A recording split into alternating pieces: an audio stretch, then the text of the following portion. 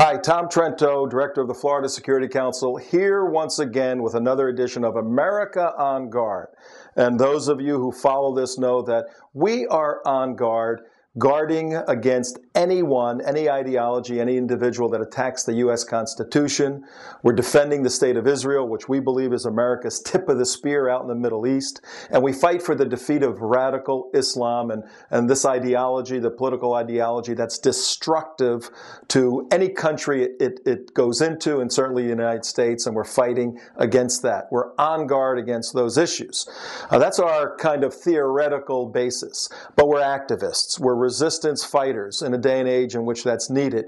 And a location that needed our work was the capital of the state of Florida, Tallahassee, on March 10th and March 11th of this year. And as you know, we put a coalition together to be on guard against Ahmed Badir's group, United Voices for America. Ahmed Badir is a former CARE operative, Muslim Brotherhood operative, bad actor par excellence. Go to the Florida Security Council to get intelligence on him. But what I'd like to do for the viewer now is to give you a feel, if you weren't able to be in Tallahassee on the 10th and 11th of March, give you a feel for what it was like. And to help me do that, I've asked one of the individuals. There were a lot of superstars there. Everyone deserves credit. We'll name some of the folks. But one person who stands out was an individual by the name of Randy McDaniels. Randy, come on to our wonderful set here. Glad to have you down from Jacksonville. Thanks for your kind words. And like you said, there was a coalition of a lot of great people that made this come together. We're team players, and you don't like recognition, but I wanted to recognize you for a second here anyway, because you do amazing work. And you're the director of ACT Jacksonville. That's correct. And then you're a mentor. Well, I mentor several chapters, I think a little over 30 chapters right now. 30 chapters, all right. That's tremendous that you're helping those get going. And you're doing work for Brigitte Gabriel, for Kelly, for Guy Rogers. Yes, superstars. Hello to those guys. Great work, man. Kelly, thanks for the excellent letter you sent out. Yeah, I mean, this would not have been as successful if it wasn't for you guys for ACT. They did a tremendous job. Thank you. And we work closely with them. We're glad we were part of it. I know we had Muslim Day was Thursday the 11th. Yes. That's when they're going to hit their propaganda to the legislators. We wanted to preempt them on the 10th with a national security briefing. Yes. We rented the IMAX theater and brought in a bunch of very sophisticated analysts. Tell us about who was there and what took place. Well, we had you brought in an all-star cast. Jerry Gordon brought in people from Former Muslims United. Former Muslims United. These are former Muslims who have been persecuted here in the United States, who wanted to have basically practice and be able to freely leave their religion. One gal in particular was a victim of a forced marriage. Her parents actually sued her in the U.S. courts for breaking a contract to marry a Pakistani. And so those were some of the people. Well, these are the folks that put out a letter asking Ahmed Badir to sign a letter saying that if a Muslim leaves Islam, they won't be viewed as an apostate? Well, they put it out not just to Ahmed Badir. They put it out to all the mosques in Florida and across the country, very vast majority of them across the country, as well as other Islamic leaders. And to date, I know that there's only 2 signatures. Pretty much everybody ignored. And Badir was not a signature? Absolutely not. And Noni Darwish is a member of this group? Yes, she is. And she's an author of Cruel and Unusual Punishment, another book as well, I believe. All right, so we had a component at the National Security Briefing helping former Muslims to get out as a message to the Muslims there. If you want to get out of this ideology, yes, you can get the heck out. Yes. Who else was at the briefing? We had several speakers. Outside the members of the coalition, Dave Gabatz, who wrote Muslim Mafia. Dave was there? Yeah. Tremendous. He is just a warrior, and they went undercover into CARE, the belly of the beast in America, and exposed this group for who they are, which actually resulted in 4 of our Congress people calling for a congressional investigation into this group, which of course there's been a media blackout on both his book and this call for an investigation, which is really saddening at this day and age. So you had American hero Dave there. I know Rich Swire, Lieutenant Colonel Rich Swire was the moderator. He moderated it. All right. Who else? And I understand there were survivors of an Islamic ideology there. Who yeah, were there was 2 of them. Actually, one was a survivor of the father of Todd Beamer. Let's Roll, United 93, eloquent speaker, and Tully Woltz, which is an IDF gentleman and has a background in intelligence.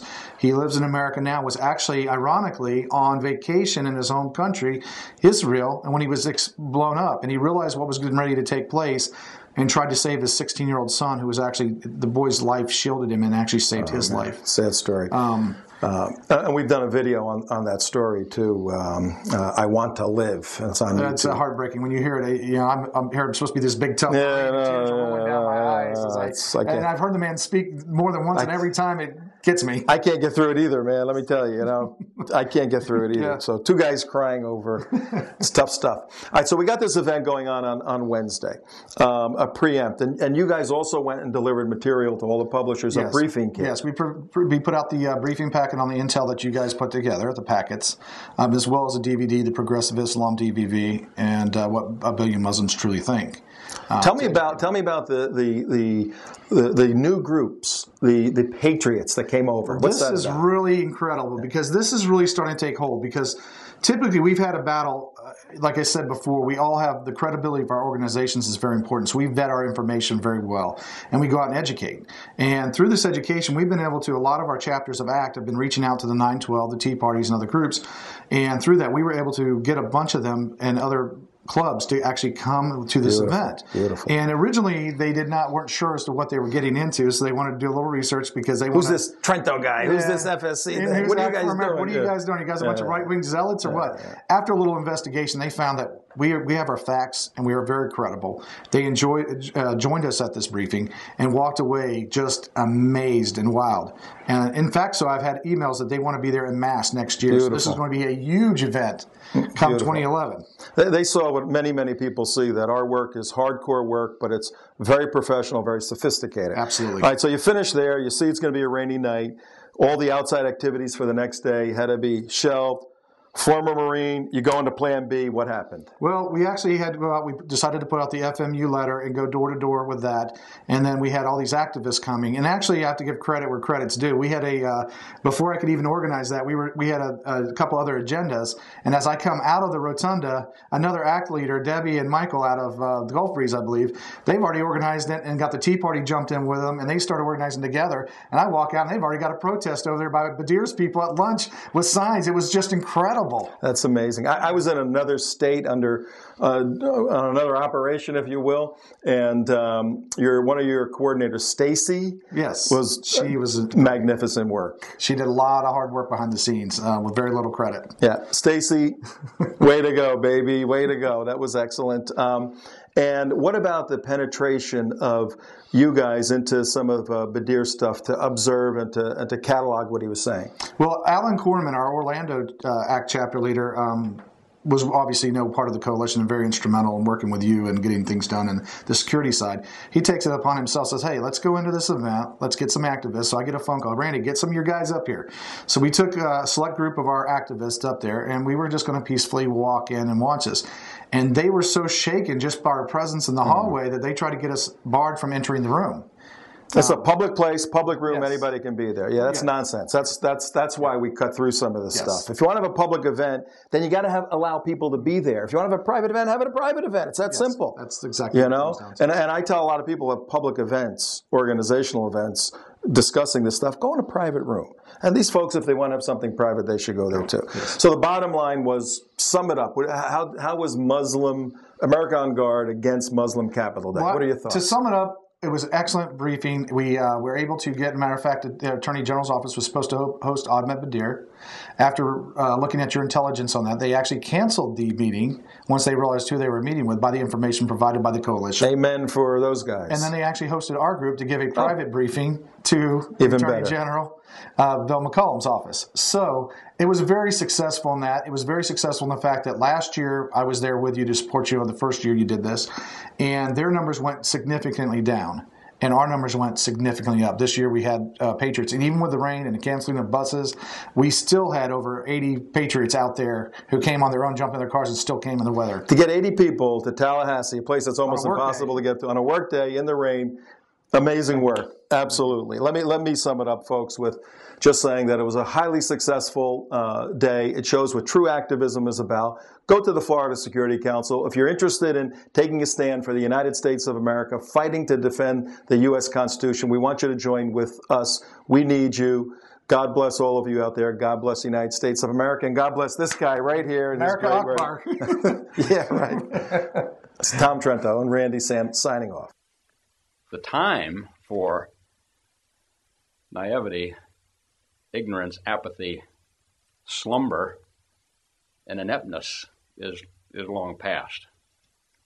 The enemy continues to work daily. So I implore all of you, with whatever your network, whatever your communications means, to do some of the right things to educate and help make others aware as to what's going on around us. Todd and others had 30 minutes to do the right thing and to secure a victory. We have more time than that, I trust. But we don't have forever. So as the young man once upon a time said, when it was time to do the right thing, Todd said, let's roll. So let's.